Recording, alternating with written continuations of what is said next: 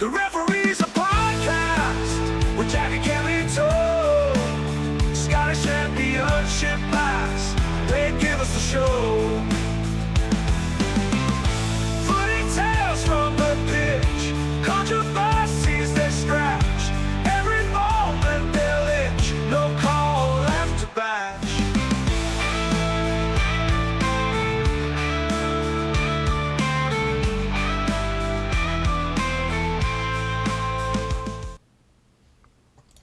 Here we go again. Referees a podcast. It's back for another episode, potentially episode 9. I am Cameron Smith. This is Jack Curry alongside me here. I nodded my head, but I nodded it the wrong way. You won't see that, Jack, until you go back and watch the video. How are you today? Oh, I'm doing very well, Cameron. I'm actually looking forward to see that wee blooper already of you pointing our listeners out of the podcast rather than towards. But no, I'm doing very, very well. You know, the table makes good reading for all Partick Thistle fans, and on a personal level, I'm having a good week, Cam. It's Thursday today, the Friday tomorrow. I've already got that wee weekend feeling about me, so I'm looking forward to having a good one. How's things with yourself? You had a good week? Aye, not bad. Like you say, it's Thursday, so the work week's nearly done, and it was a short work week. Bank holiday Monday. I don't think you got that. It's only a Scottish one, right? I was in work. Yeah, Bank holiday Monday, September weekend. Yes, and obviously it was a fairly large weekend. You were out on the Saturday night as well. So then I saw Spider-Man on Sunday at my nephew's birthday party. Cool guy. Nice. Swung big shout by. out to Martin Blakely. It turned the big 3-1 at the weekend, so we're out there celebrating there for one of our good friends. So as you highlighted there, Cam, it's been a good week. Yeah, totally. And I mean, that was all well and good, but honestly, it was meeting Spider-Man that was the highlight. Shout out to Spider-Man. The Green Goblin sucks. There you go. You know that's something. Meeting Spider-Man. Yeah. That's unbelievable, Cam. I know. How do we top that for the next hour? I think we should just hang up now. So everyone, thank you very much for watching and listening, and we'll see you again next week. Goodbye. We don't actually do an outro anymore. How do we not? No, well, because it's all done sort of live. I suppose I theoretically could, but when I say it's all done live, we don't.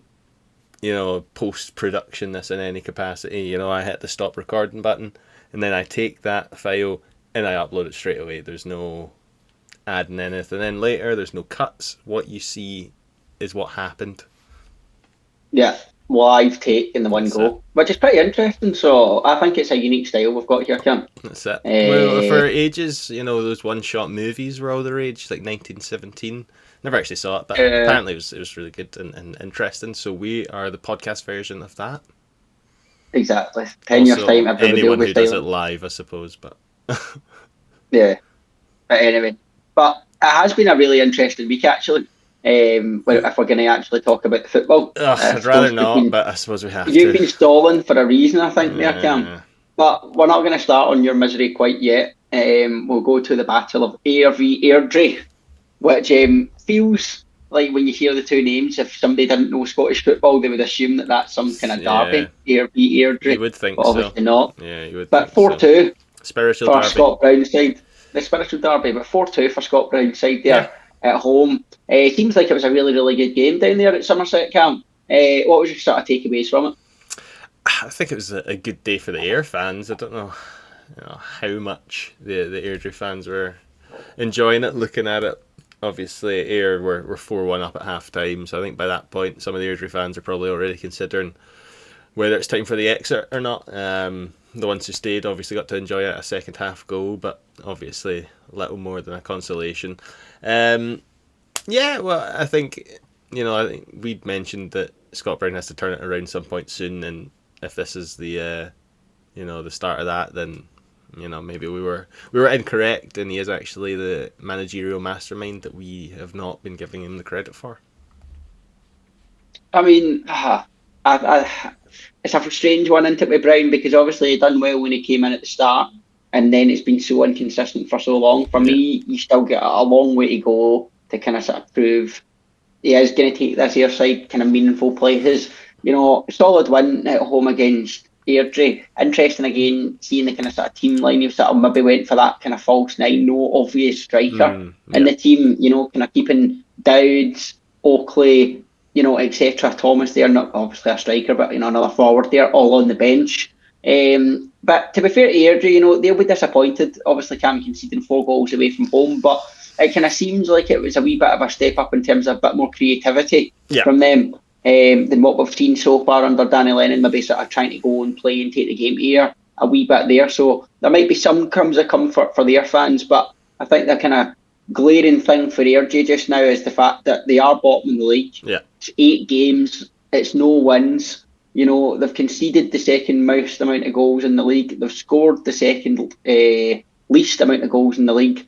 And, it's no real surprise that everything that's happened to them, that they're bottom. No, for sure. It's been a tough start for them. No wins, as you mentioned. Only 2 teams left now. No, sorry, 3. Morton's still not got a win. But, they are struggling down there. And, although you can say, they must have been used to it being bottom all year last year and then managing to sort of salvage it in the end. It's never comfortable when you're the team sitting on bottom. Even if it's this early in the season, you're thinking, if it's going this badly already, what's the rest of the season going to be like? So I'm sure their fans will be hoping that something clicks with Lennon behind the scenes there, with the players they've got, and hoping something turns around and they can start recording victories at some point in the near future. Certainly a tough start to the season with 3 draws and 5 losses. It's tough, but on the flip side of that, the Ayr United fans, it's starting to look better for them. 10 points there, and they still have a game in hand over all but yourself there. So certainly in a fairly good spot for them. Less or so for Airdrie, but that's the way it goes sometimes, isn't it? There always has to be a team. Well, apart from a draw, there always has to be a team that loses. So in this instance, it was Airdrie, and Ayr United have taken all the points back with them.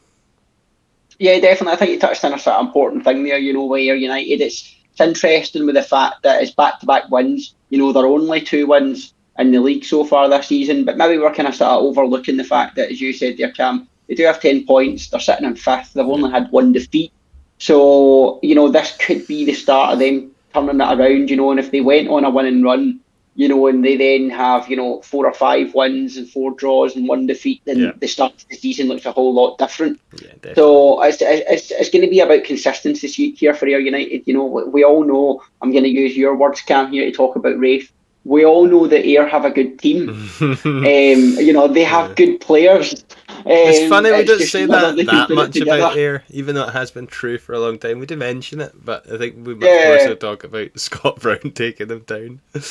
We do. It's a strange one because, you can look at it in 2 different ways. If you're new to the podcast or this year, listeners, if you weren't here listening to how much we lambasted and slated Raith Rovers' troubles off the field last season, we certainly did. So it's not unlike us, as it can, to kind of sort of take this kind of viewpoint of trying to find where the problem might be for teams that we expect to be performing a bit higher. But we don't want to write off a team like Ayr too quickly, because we all know what they can do if it is going to click and it is going to work. Well, exactly. They showed last season. I think they, maybe excluding the last few games of the season, they had the best form from sort of Christmas onwards. There's a period of 10 or 11 games where they didn't lose and had won most of them as well. They certainly have the ability in there to turn it around. Whether that ability left through the door with Rhys McCabe, whether Danny Lennon can produce that sort of effect in his players, we're yet to find out. So far, that's not been the case. Not to say that he can't work it out. You've got to presume that with him obviously just being brought in, he's going to at the very least see out this entire season. I don't see them bringing him in the situation that they brought him in and then only giving him a couple of months to turn it around. He's going to be here all season. So, you've just got to hope for his sake and, the sake of Airdrie being in this division, that he does manage to sort something out. But it's a tough league again this year. It always is. It's always super tight and super close. But there's a lot of good teams and a lot of good players in the league. And I think we mentioned it at the start of last season, but I think even more so this season, the amount of good players that are in the league now compared to previous years is something else. So it's tough when a team, most teams have, say, like a difference maker, someone that's arguably too good to be sort of playing the level that they're at. So Ayr United does seem to be littered with a few of those, potentially anyway. We've not really seen it from them so far yet, but tough for Airdrie so far. Who knows? I think you make a really good point there, Cam. It was something I was actually glad we can talk about this week. I fully agree with you. I think the quality and the standard of general player in the Scottish Championship has just been increasing over the last couple of seasons. I think on the whole, when you see Ross County down there and where they are and we'll go to them, when you see the players that are in this league as a whole, it certainly is a step above what we've seen 4 or 5 years ago. Definitely. So it's a great thing, we're seeing real top quality matches with a lot of goals and goals of quality flying in, which nicely segues into the next game, Cam. My side, Partick Thistle, winning away to Dunfermline Athletic in the first of what we'll go on to is 2 away wins without conceding a goal, which is extremely impressive. Tony Watt getting us off the score sheet inside the first minute, just great striking play, being in the box for when it fell to him, and it was an excellent finish. But oh my God, Logan Chalmers, what a goal. I don't know if you've seen it, Cam, but just cut in his left and it just, swirled about, barring in, caught the keeper, just nothing he could do. Absolutely outstanding. And, when you see then Dunfermline go down to 10 men just before half time, you're thinking perfect.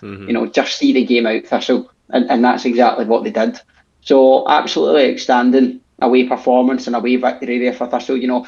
Moving on from that sort of Celtic defeat, I think it would have been easy for the players to turn up to Dunfermline and kind of not give the same levels of effort is maybe what you would think they did on the day, but they were outstanding. Clark and McPherson brought back in from when they were obviously cup tied against Celtic, and they made a big difference as well. McPherson, Cam, we have to speak about because you know him from the time at Queen's Park and loan. I'm so surprised that he's still playing Scottish Championship football because he's up there with one of the best right backs in the league for me just now. He's obviously not played for over a season or something. He big injury at us, and didn't even really sort of properly get going. You start to see there was maybe a player there, but injury after injury after injury, and he was gone. And you didn't really hear much about him until obviously he's arrived at your lot. So it's nice to see that he's playing well, and hard to say with young players who've already had a few injuries, but fingers crossed he's managing to sort of properly work through the injuries and there's not some sort of underlying thing there. It's having a really good player doing a lot of good work and then all of a sudden losing them for any sort of prolonged period of time, obviously it's a big hindrance. So fingers crossed that he's sort of over those issues. Because like you say, he is a good player. He's really fast. He's got a wee bit about him, and obviously if he does continue to progress, Scotland always needs a right back. So we'll see a few years down the line maybe. It's a good point because he's been called up again for the Scotland under-21 squads for the upcoming matches. What maybe you'll be disappointed at this time is I think Thistle have only got 2 call-ups this time. Yeah, Dunfermline's the only call-off. The only so ones. We can't call off our game this time. Yeah, I bet you're really upset about that. You bribed one of the national managers to call up another one, and they said, nah, sorry, he's too crap. Well, it was Josh Clark the last time, and he's kept back clean sheet. So shocking decision there from whoever's in charge of the Northern Ireland football setup. But we'll move on. But Thistle on a whole, Cam, I've been so pleased, to see that victory away to Dunfermline. It's a tough place to go. We spoke about Dunfermline. We're on a couple of defeats in a row, but that was off the back of a 5-0 win against Arbroath away from home, and Arbroath are still sitting up there in the playoffs. Yeah. What do you make of Dunfermline just now? Because we look at Thistle, things are going really well under Wilson. We're playing good football. We're solid at the back. There's goals coming throughout the team. But Dunfermline, it just seems to be same old for Dunfermline, doesn't it? Just problems where we're all getting excited. We all Yeah. think there's a good team there, but again, we're just letting everybody down. Yeah, Dunfermline's a weird one. I don't really know. Last year, at the very least, I felt like I knew. Like, in terms of I felt like you knew Dunfermline were kind of shite and you were expecting them to lose and not do very well. And then coming into this year, I think give them a bit more of a benefit of the doubt. They managed to survive safely last year. They kept Neil Lennon. They invested. You think, okay, there's maybe something there this year. But yeah, you're right. It's just same again, isn't it? Like it's not. They're not getting some of the results that you maybe expected them to, especially after, like you mentioned, the Arbroath game. You know, I think at that point they thought, right, we've cracked it. Let's get going. Let's get a few wins on the board, and they've just not managed that as of yet. But I was about to say it, but I'm not going to say it for Dunfermline. Dunfermline have a solid team. They don't have like an outrageous team by any stretch, but there's a lot of good players there. So I'm sure if anyone's going to manage to maybe get something out of them, it could be Neil Lennon. It's probably their best chance, I suppose, out of the possible managers that they could have. So I don't know. Obviously, a very good one for you guys. Certainly helped by the first half red card. But obviously by that point you were already seeing that game out regardless, you know, at 2-0 probably fairly comfortable. So no, good 3 points for you. Dunfermline scratching their head as to where it's all gone wrong again. Definitely, and a couple of two signings for both Thistle and Dunfermline since this game's taken place with Dunfermline. Dunfermline had made this signing just before the game. Barney Stewart on loan from Falkirk, striker. Yeah. That was there last season, and Thistle have brought in their third loan signing of the season from Celtic, despite Ayr United having the cooperation loan agreement. Yeah. We've got really highly rated, I think it's Liam McArdle anyway, or Sean McArdle, but McArdle something, is coming in as another midfield option, which we do have plenty of them, but I think the kind of idea is that it's going to mean that Luke Macbeth can sort of more focus on being a defender, and it kind of sort of frees up more options in the midfield. So interesting one there for both teams. Still making, obviously at our level, you know, you can get sort of loan signings and free agents, I think, still at this point as well. Well, I was just about to say, I would have thought that it was maybe done by now. Because I think you get an extra month beyond the transfer window, do you not, for loans? So I think free transfers can come in any time. But then again, there's not been a football man for, approaching 2 years now for me to update myself on the rules. No, very true, very true. So yeah, we'll need to just keep an eye on signings, and we'll get on to this team signings. But the next game comes on to the draw specialists. Morton playing out yet another draw, 7 out of 8 draw. Ross County coming up against them this time. Another disappointing, result there for County, not picking up the 3 points, especially when they kind of held on to the lead as they did in that match for so long there, Cam. Ross County, though, only finding the net from a penalty kick. Yeah. We do know Capello is a tough place to go, but you've got to put the disappointment here back on Ross County again, don't you? Yeah, definitely, 100%. And I don't know if this is how the stats work on this, but it's only shown that Ross County had 1 shot on target. Does it count the penalty? I presume it does. Yes, it would, yes. So 9 shots, 1 of which on target being the penalty kick that they scored. So that's dire. Yeah, that's dire. Yes, Capel is not a great place to go. They've beaten you on possession, so you've still got to fight and battle and at least test the keeper. And they've not managed to do so. You can't win at the Capello without taking chances and taking your shots and getting shots on target. And fair play to the Ross County keeper. 6 saves there, but what that's saying to me is that Ross County should have been fairly thoroughly beaten, and they've managed to hold on to 1 point at Capello. So horrible from them. I don't know. I honestly couldn't quite tell you what's happening at Ross County at the moment, but it's everyone else's gain at the moment, isn't it? Yeah, no, it really, really is. But we've seen, so much money being spent on this Ross County team. It's an absolute joke. I think, is it 3 signings since we last spoke, Cam? Maybe only 2. I know Trevor Carson. I don't know if we mentioned him last week. I think we Sean did. Mackey saw that. Has came in on loan from Falkirk. He was really good last season when he got game time at Falkirk. And then Ryan Duncan on loan from Aberdeen. A man there that's had plenty of first team experience at Aberdeen there. So he played with us all last season. What was it? Oh yeah, so he was. Yeah, aye, good player. So yeah, so he's had the game time at Aberdeen. It was at 53 games for Aberdeen. He's had 39 for Queen's Park, and he's now back on loan in the Championship. It was still only 21 camp. I didn't know that he was County. back. Aye. So that's not ideal. We're seeing, but it's almost like you're looking at Ross County just now. It's reactions. Definitely. They reacted, and season after season in the Premier League in January. We've seen it. McGregor would dip into his funds. They would sign 7 or 8 players in January. It would keep them up. The players that done well would move on. They would start bad. They would sign a whole heap of players, and anyway, that kind of caught up with them eventually.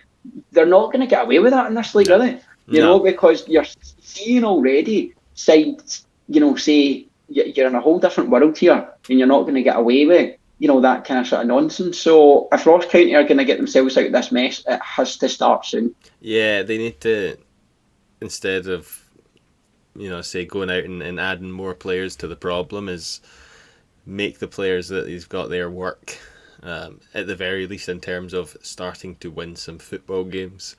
There's already a lot of change and everything happening there. You've probably got a bunch of players who are starting to come together a wee bit and, get to grips with everything and playing with all these new players and stuff. Don't just add more people into the mixer. Don't get me wrong, maybe those were positions that they desperately needed strengthening in, but I don't think so. I think I remember looking at the Ross County squad and thinking that's a fairly full squad, fairly good and well-rounded, but who knows? They know slightly better than me, and it may have just been a case of availability and affordability.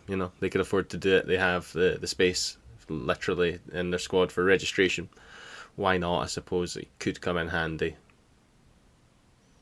We all did say, though, at the start of the season, we both tipped Ross County to win the league. We both looked at their squad and thought, on paper, that is the best team in the league. Yeah. We're 8 games in, they still don't have a win. They must have signed a good 5-6 players since that point of the season starting. What does it say to that group of players? Some of the players might only have been signed in the summer.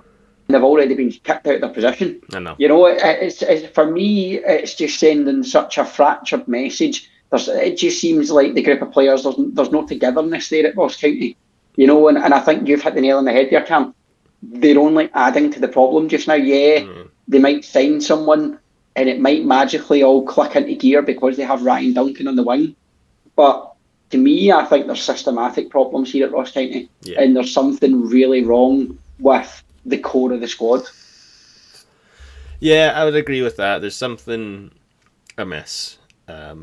We're never probably going to know too much in depth of any of the details as to what that may or may not be, but something's not working. Don't get me wrong, as you've mentioned, they've got a good squad there, so whatever happens, I'm sure by the end of the season they'll have won games and they're not going to be down near the bottom of the table.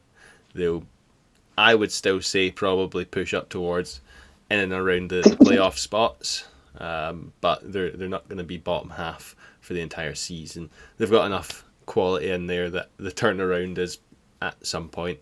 It's just whether you ever see this team as being able to be dominant at all this year. Obviously, they're not going to be dominant in terms of being top of the league, clearly, because St Johnstone have pulled that much of a gap already. But I still don't see them going into any game and people going, "Ugh, it's Ross County. We've lost this because it's Ross County and they're really good." I don't know how likely that is to happen, but I guess we'll just have to wait and see. One of the interesting things for me here, and I've been genuinely just having a weird glance at the table for the last minute or two, and what I'm kind of noticing here, Cam, is there's been a lot of goals in our games this season. There's only, a couple of teams here in the league that have got less than a goal a game.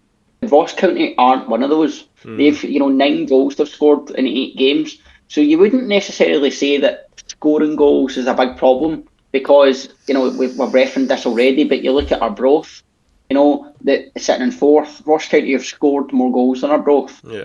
They've also conceded less than Arbroath. Mm. So that is something to kind of get your head around as well. Where it's a difficult one to put your finger on, is almost what I'm trying to say here, Cam. It certainly is. No, you're right there. Going to That is make a good strange football one. team in this league, and then what is going to make a bad team in this league, because it's all about Arbroath. You would look at them and say that they've targeted certain games, they've got their points where it mattered, and that's why they're rewarded for where they are. But Ross County have obviously done none of that, so it's going to be an interesting one. But as the longer this goes on, the more you get kind of worried for them. They're going to be stuck down there this season, and that's just going to be an ongoing saga for us to talk about. I know. I'm wondering if it's, they've come into this league thinking we're by far the best here, we're going to steamroll this league, and they've set themselves up to play like super attack and really high line on the front foot, but then they've got down here and they've realised how grindy and like hardcore it is, and you can't just play that way even if you are a fair chunk better. I know Falkirk done it fairly well last year, where they just seem to at times look like a league above. But I don't know if Ross County have gone out with that confidence and motivation without having the right tactics and players to sort of back it up, and it's maybe just compounded the issue. And maybe we talked about it last year, an awful lot of mentality. The mentality of those players. I bet that'll have taken a right good kicking after the first few games, and it's I don't see it getting any better at the moment anyway. No, definitely not. And then when you contrast that, Cam, one thing you talked about there is Ross County's ability to grind out wins almost. That's exactly what St Johnstone are doing just now. Yeah. They have played some great stuff at times, but you look at their kind of last couple of wins there. They've fought. It's been difficult. They've won by a goal, and it was a late winner again. Josh McPake coming back to haunt you, Cam. Obviously, there was a couple of goals before that, but what did you make of the game as a whole? McPake coming back there to steal 3 points from the Saints. It was probably the best Queen's Park performance I've seen all season. I missed the Ross County game, so I don't know how we played up there, but we played good football against St Johnstone. Really stupid first goal to give away. A big lad up front, Sidibe. Ewan Murray was marking him right good, and Sidibe has obviously noticed this and just started bolting back towards essentially the halfway line with the ball at feet, and Ewan Murray's chasing him away, and Sidibe passes it back, and Ewan Murray's caught basically at the halfway line, big gap in behind him, and the ball gets played down, runs on through, gets to Kai Fotheringham, who hits it post and in. Stupid goal to give away, especially because for up until 37 minutes we'd been like really quite tight and defending really well as a unit and keeping them at bay. But Josh Fowler scored what is potential season goal of the season contender, where he picks up the ball 40 yards from goal or so, drives 20 yards, shrugging off challenges, like 2 or 3 onto his less favourable left foot, just crept into the edge of the box and blasts it across the keeper into the far side of the net, and it was an absolute cracker of a goal. Celebrated right in front of the fans, euphoria, it was brilliant. And then again, we kept it really tight, really strong for the rest of the game. Didn't see too much of the ball, but if anything, maybe had the better of the chances in the second half. Certainly Josh Fowler had the chance to put away a shot that was much easier than the goal he ended up scoring earlier in the game. He had a ball in his right foot that he's managed to hit awfully high. So it was rough then when Josh McPake, the most right-footed player in the division, strolled down, and I think we were just allowing him to move onto his left because he's not going to do anything with his left. It was almost like we were showing him, not just showing him down that side, but just allowing him that side completely unrestricted. and he's just decided to hit it with his left foot. Even the goalkeeper's like, you know, already moving the other way and starting to half look back as if like, why he went that way, you know? And yeah, just fucking typical Queen's Park pish, honestly. Just kind of chucked away what sounded like a really hard fought 90 minutes right at the end there. Fully threw it away. One of those ones where I think everyone would have happily taken the point. And you know, maybe still both teams gone away thinking, you know, there's times at that game where we could have won, but the point was probably fair. Just for it to be gone at the end like that is just mighty frustrating. It was one of those ones where, obviously, generally speaking, I like to stand and clap the players at the end, but after watching it, I just had to get up and go. I just was just so fucking, I was just like, fucking, that's so typical, you know. But yeah, you know, it is what it is. It's football. Yeah, and St Johnstone are a good team. You know, like they've proven that, you know, over every game so far this season, you know, that they are, unlike Ross County, up for the fight, you know, and they are the kind of sort of team that is looking to play good football, but kind of show that they can grind out these wins as well. Yeah. You know, it's an interesting one, obviously, you know, playing yourselves, you know, you have got a really good result against Ross County the week before, you know, your players would have been on a high, and you know, it's one of those tough ones where you've kind of described it, they're just playing well and still coming away with nothing. So I think for Queen's Park, it's all about just how you kind of pick yourselves up now. You know, there's been a couple of disappointing defeats from yourselves, but, you know, you're still sitting in a decent sort of ish position in the league, and if you can get a few wins together, you can kind of start to look up rather than still worrying about over your shoulder. I think the issue with Queen's Park this season is we've always had a young squad and a fairly not weak squad in terms of the players that we had, but in terms of like the physical size of a lot of the players in the team. It's been quite a small, not very physical team, and quite young. But this year we've got a lot of awfully young players and a lot of young players who are playing, you know, who are first team starters as it were. You know, Tyrese McDonough has been starting a lot of games. And, you know, all the players that are getting brought on as substitutes are all young guys. And, you know, they have a lot of qualities. And, you know, one of them's super, super fast, Josiah Sowa, to the point where every time they've unleashed him to run onto the ball, by the time he's caught up to the ball, he's tripping over the ball, because I don't know if he just approaches it too quickly. And all of a sudden, the ball's caught in amongst his feet. And he's super, super quick. But I've not seen him actually run onto a ball and collect it yet, because he just ends up tripping over it. And we've got T-Man Scott who comes on and he can drive at people and he can take them on, and, you know, we juke this way and dive that way and, you know, get a ball in. But we just don't seem to be able to, apart from Fowler, don't seem to be able to convert a lot of the good solid chances that we're creating. I felt like last year our problem was we weren't creating anything. And this year we're creating more, and we're still just not taking it. So I don't know whether that's an inexperienced thing or just a Queen's Park thing. Well, we spoke about this kind of last week, where we kind of said, you know, Queen's Park difference of having a good season and not will be Josh Fowler. But he is only one player. You know, it's kind of that game proven he can't do it all on his own. No. It would be like Rory Payton when he saved us in the Robin Veldman start year, where we were crap all season long, and Davidson came in and made things a little bit better, bringing in Killian Sheridan. But without 20 odd goals from Rory Payton, you know, it wouldn't have mattered that Sheridan and stuff came in, because we needed Rory Payton to salvage the few points that we had earlier on in the season and stuff. But yeah, I think it's not going to be maybe the difference between having a good season and having a bad season, but between having a really bad season and having just a poor season. You know, he has gained his points solo already, so that's something at the very least. But yeah, we need the other players to start, you know, scoring some goals. Seb Drozd is a guy I have a lot of faith in him. I think there's a good player in there, but he's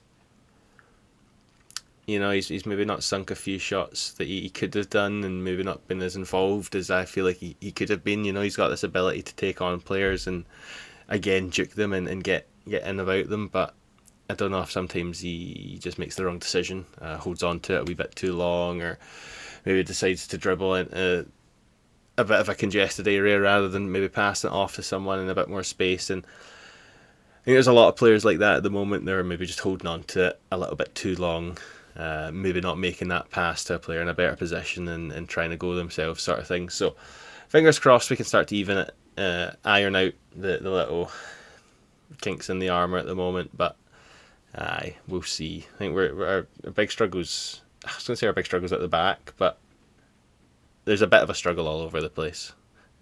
I think you're still just finding your feet under new management, a new team, and it's going to take time. But I kind of think you said at the start of the season, expectations haven't been the highest for this Queen's Park team this season. So I think it's all just about kind of relatively understanding where you are. But we'll come back to Queen's Park Camp very, very shortly.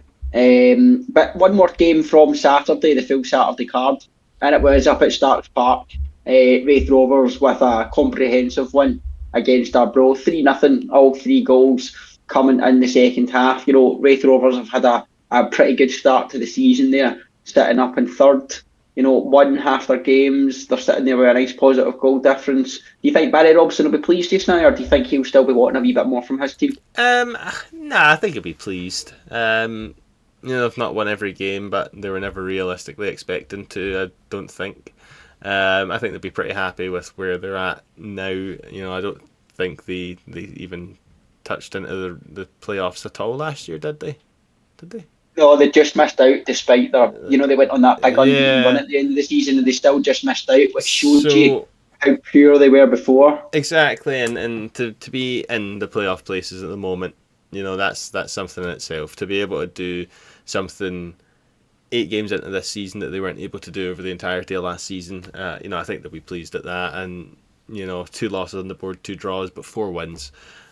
So yeah, I think they're finally starting to live up to the billing that we've been putting on them for so long, that they have a good team, and now they're starting to get good results. So yeah, they've managed to sneak up there into 3rd place with a few good wins so far this season, and I think it's probably set to continue. As we've mentioned, they are good, and Barry Robson's starting to get them ticking and get them playing. So I think you know, they're maybe in a position that you could feasibly see a Wraith Rovers team in its current position, you know, ending the season 3rd place. I don't think it's outrageous, unless obviously things, you know, destroy at the centre of the club again and they start firing managers and replacing them months later and stuff.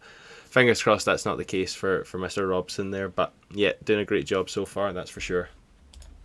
Definitely, Cam. I think Wraith Rovers were probably the team that I underestimated the most at the start of this season. You know, I think when you've said it for a long time, they do have a good team, but I think when you actually look at their squad as a whole this season, they've got a really well-balanced squad. They've got quite an experienced team there with a sort of flurry of younger players sort of sprinkled in too. And I think the one thing I always take away anytime I see Wraith Rovers, you know, whether it's against Thistle or watching their highlights, is there's such a desire to win from the Wraith Rovers team. You know, they will pick up loads of bookings throughout the season. You know, they are going to get wins, they are going to get defeats, but you always look at Wraith and you go, they want to win. Yeah. And that's such a kind of infectious thing for a group of players to have. So I think Barry Robson's doing an absolutely stellar job. I don't think anybody, realistically, at the start of the season would have been saying that this season, you know, they would be up there and beating challengers at St Johnstone. So I think where they are, as you said, they're 3rd. It's probably about where they should be. And I think they can have kind of no complaints, and they should all be sort of big smiles up in Kirkcaldy. Yeah, definitely. You know, a nice 3-0 victory.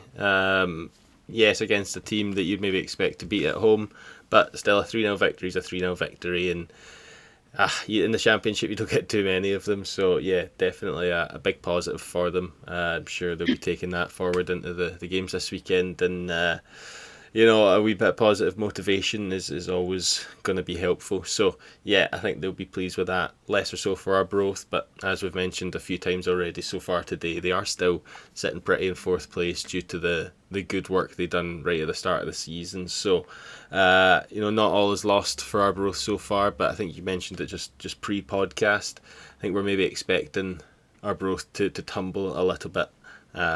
they started well, but can they keep it up? You know, it's interesting. I think Arbroath's next 3 games are going to sum up their season.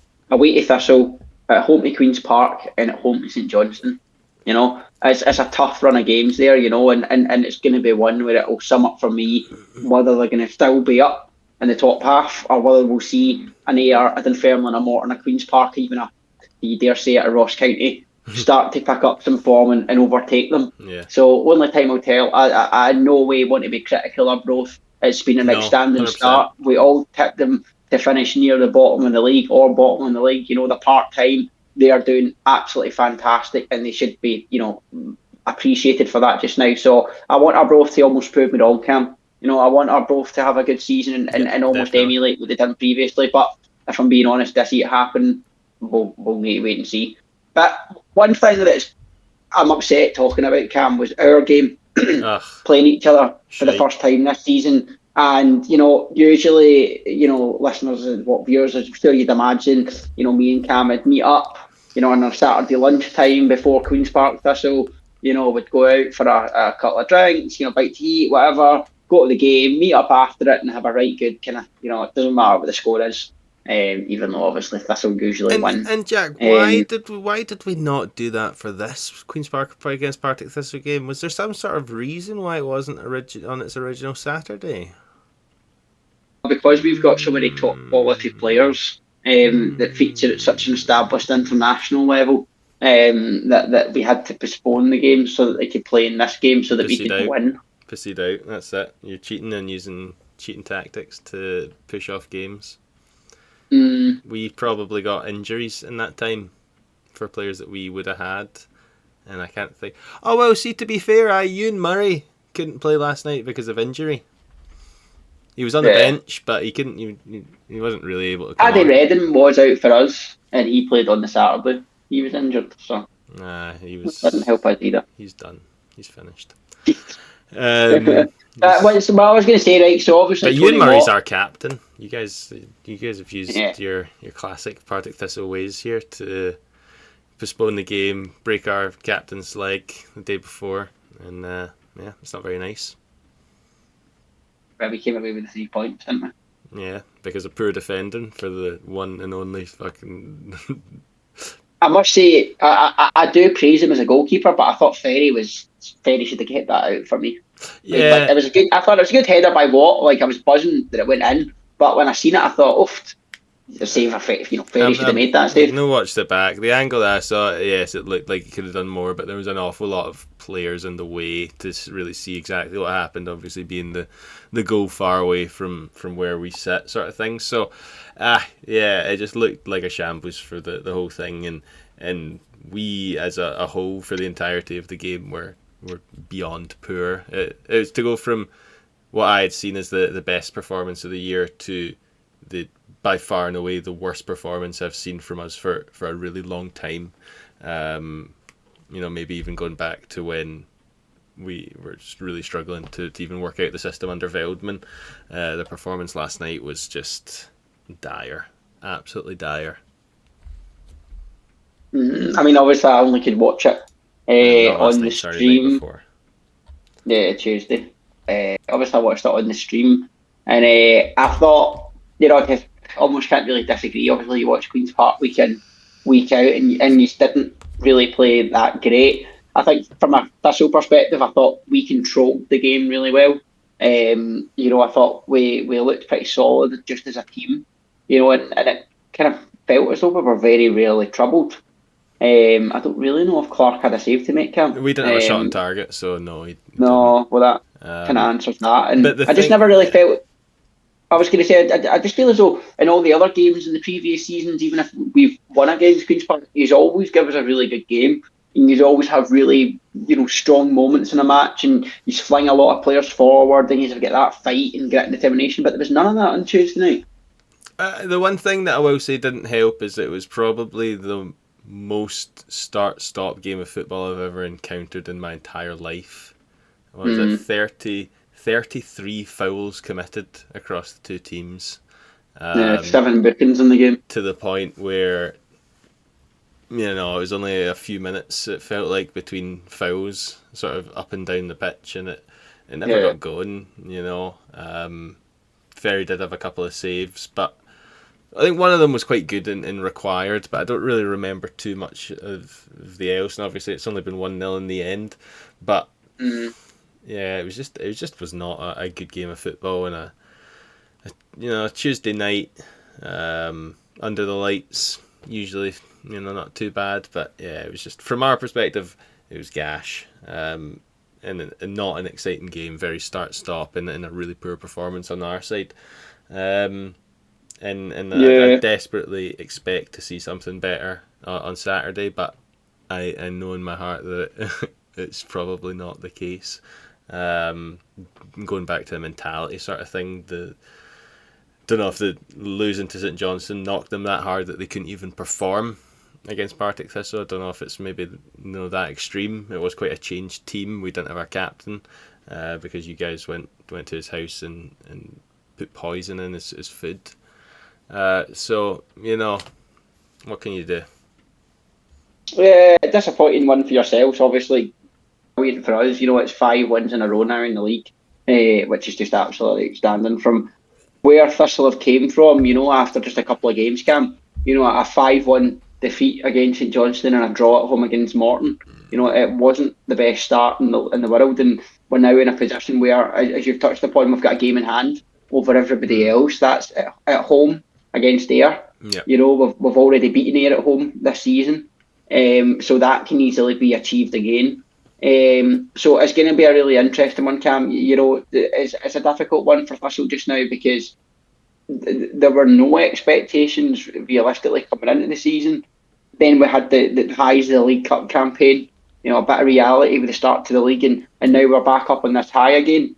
So it's all going to be about how long we can keep this going, and to be honest, how long we can keep some of our key players injury free. I think I noticed this when I was looking at the substitutes bench for us against Dunfermline, and then it's the same against yourselves. Is we don't have 9 players to put on a bench like everybody else does in the league. As we very rarely have, very commonly have 5 or 6. And that's a testament to how tight a squad we've got. I've got a question, almost completely unrelated. Something that we noticed at the game on Tuesday, and I've only seen it with Partick Thistle. Not a single one of your players cuts holes in their socks. How have you managed this? None of them do. Well, at the very least, none of the starting 11 had holes cut in their socks. How have you managed it? I hate it. We're a proper football team, mate. Well, I've not even noticed that, so that's something. My cousin surmised that because you're not in a great financial position, the club have told the players that if they want to cut holes in their socks, they need to pay for them. And therefore they've all not cut holes in their socks. I don't think it's that bad. I don't think it's that bad. Especially, but it could be that bad if you're paying £10 per player per game for a pair of socks. I don't know how much a pair of socks costs a football club, but it adds up.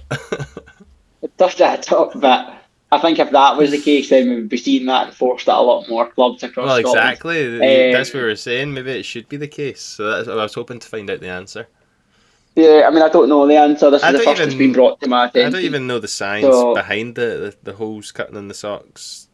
Yeah, I think it is just as pure simple to get a bit more air into the legs. Like, I genuinely think it is just as simple as that. Like, the players don't like it getting too hot and stuff just like that. Just wear the short socks, like Florian Wirtz. And yeah, I was thinking Jack Grealish is the obvious one, isn't it? When you kind of envisage that player with no shin pads and the socks down low. And I don't like that, though. I don't like...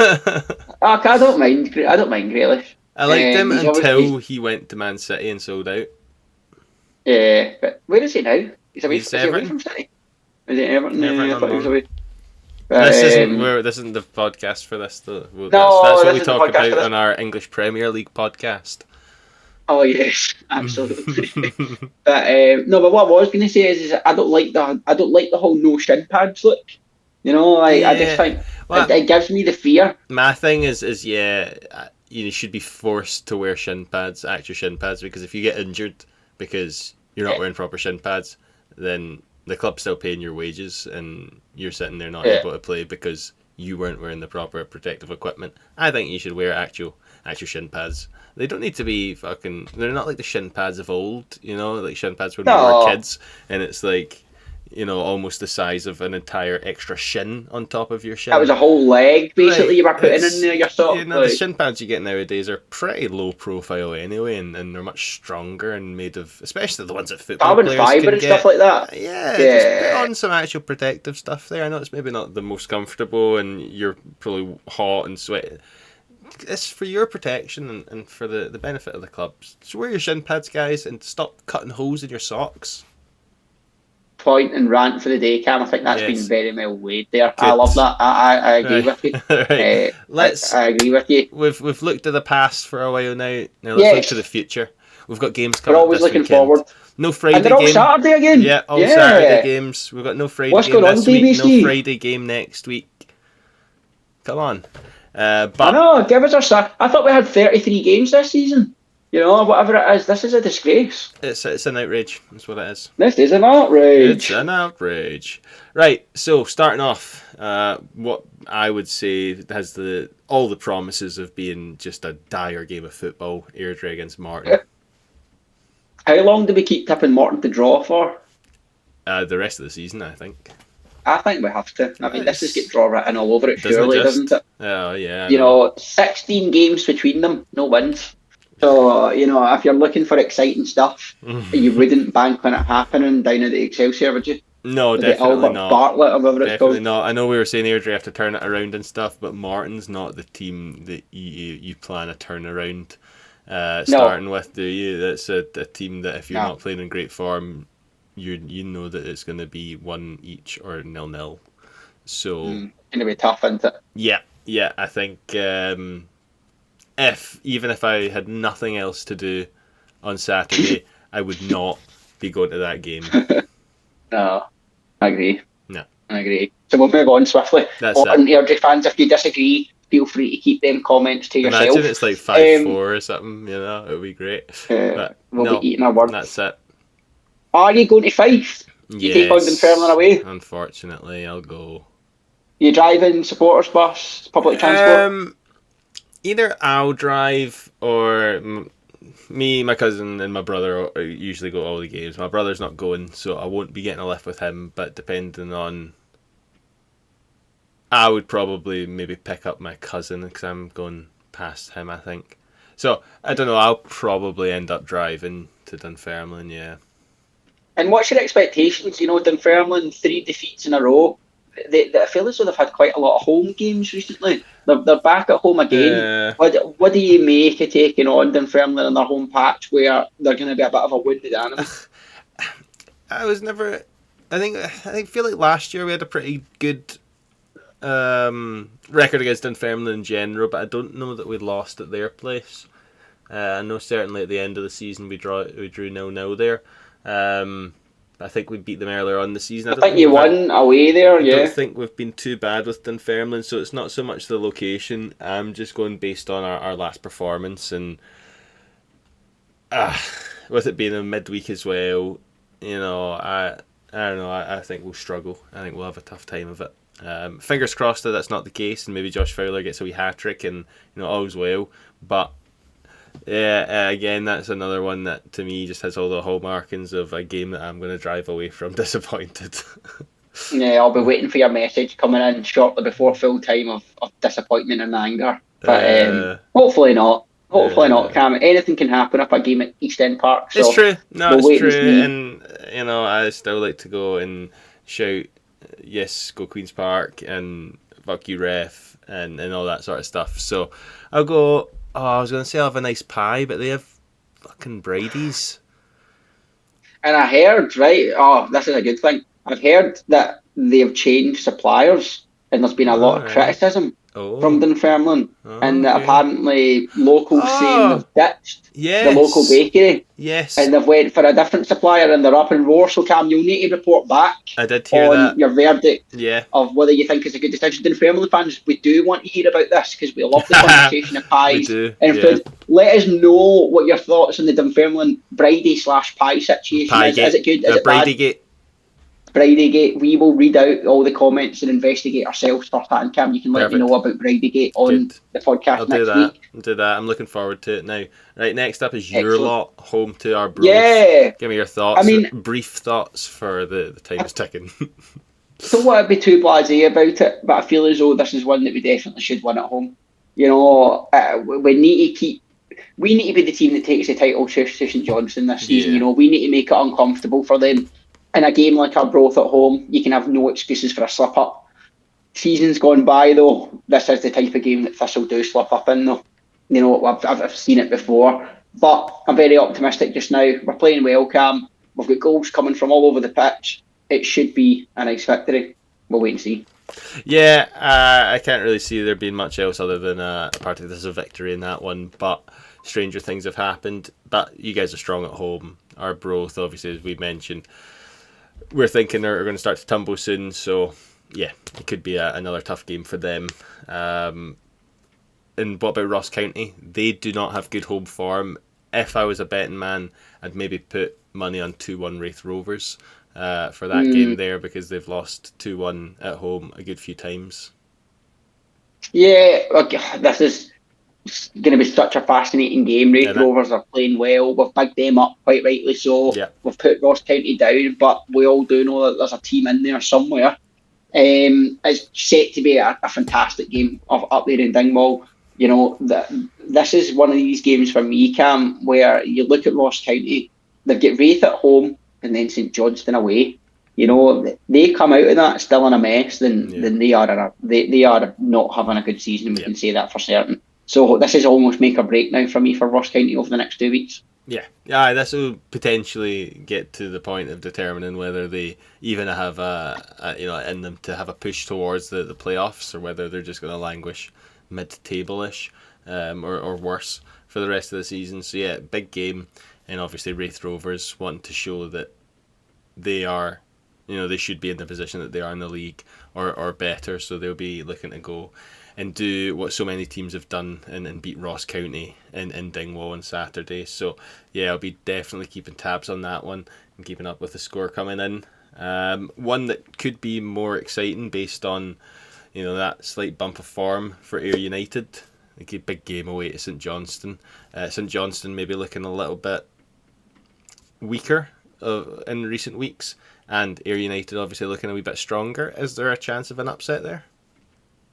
You know, you never know, Cam. It's one of those ones you can look at Ayr United in two ways. Yes, they're 5 unbeaten.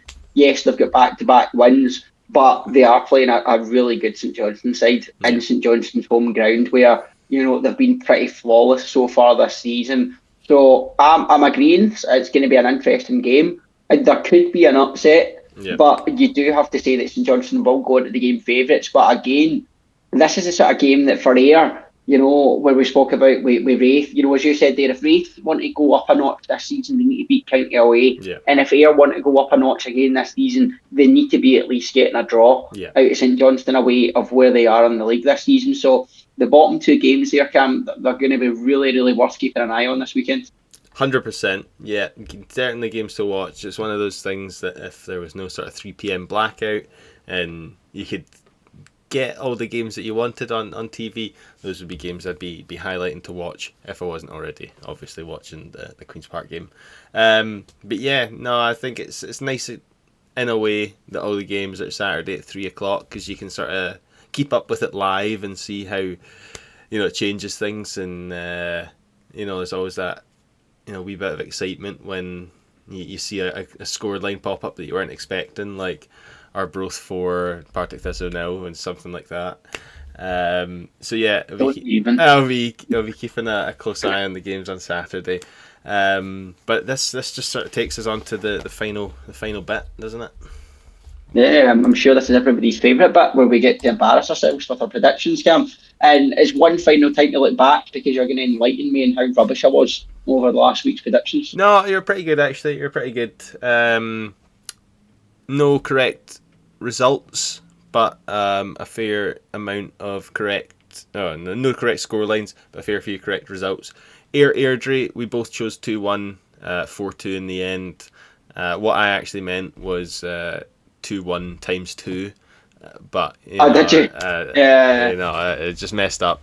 You know, once it's in the ink, it's in the ink and it can't be changed. So, unfortunately, just 2 points each there. We both thought Thistle were going to beat opposite. We both thought Dunfermline and Thistle were going to draw, and Thistle won. I had 2 each, you had 1 each.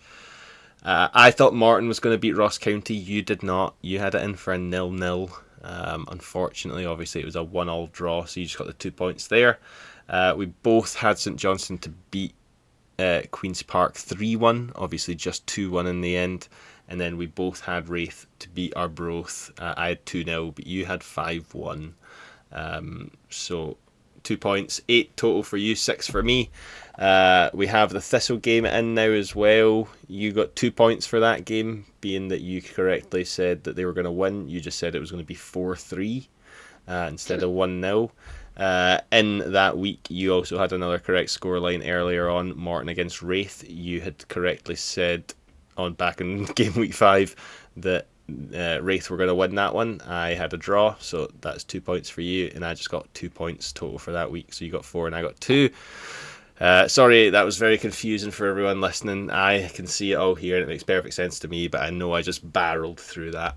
But the outcome is game week 8, I got 6 points, you have 8, and for game week 5, I had 2, you had 4. So you've opened up the gap now to 44 for you and 39 for me. But we have closed that up quite quickly already, and then it's opened back out, so anything can happen. We've got another week of predictions, and it's me to start this week. Sorry, I'm just trying to get my iPad out and sorted.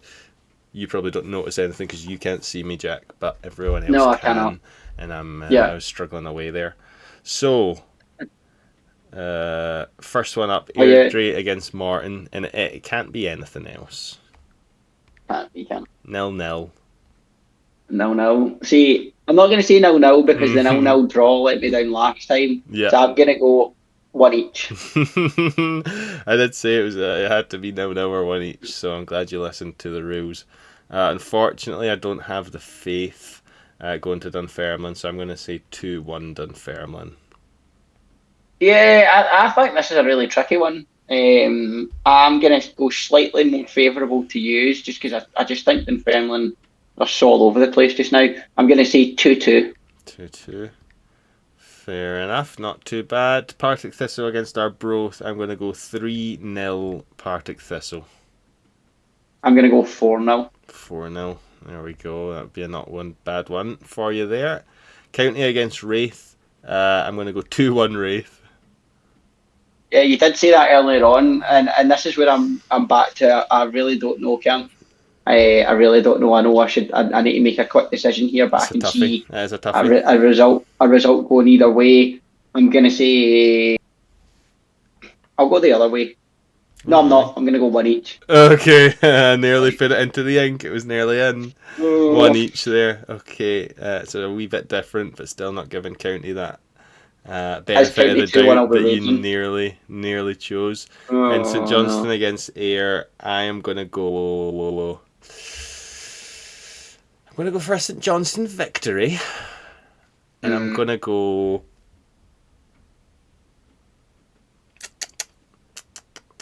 (3-2). Oh, an exciting game there. I'm just going to go on the basis of St Johnstone can't win every game. Yeah, it's true. So I'm not going to go for a St Johnstone win, but I'm also not stupid enough to go for an Ayr win. So I'm going to go 2-2. 2-2. Right, we recap then. Airdrie against Morton. I've went 0-0, you've went 1-0. Dunfermline against QP, I've went 2-1 Dunfermline, although it pains me, you've went 2 each. Thistle Arbroath, 3-0 for me, 4-0 for you to Partick Thistle. I have Wraith Rovers to go to County and win 2-1. You have it being a 1-0 draw. St Johnstone for me are going to beat Ayr 3-2, and you have that as a 2-0 draw. So we'll see how that goes. Yeah, quite a few draws I've went for this week. Yeah, you certainly have. Yep, you've only got one victory in the cards there. So, and the only victory is for you. So I'm sure that would be nice for you that everyone else draws and you win. But I would say it's probably a touch unlikely. But you never know. I inversely have only went for one draw. So yeah. So we're quite different this week. Yes, very different in fact. So we'll see who it benefits next. Oof, I just changed that. Okay. We'll see how it benefits next week, whether it's you or whether it's me. So game on and good luck. But that's a podcast. Another one done. It's tap cam. Tap that always feels good. So it does to get to this point and feel like we've done a decent-ish episode. So I hope you've enjoyed listening, listeners. Yes, thank you all for watching / listening. Whatever method you take in the podcast, we appreciate it. Hope you come back and listen next week. Subscribe if you haven't, or follow on Spotify, I think it is. Comment if you feel that you want to pass anything on to us, and we'll certainly endeavour to try and look at it and get back to you. Thank you all very much for listening. See you later on. Bye. Good. Yeah. See you later, guys. Bye.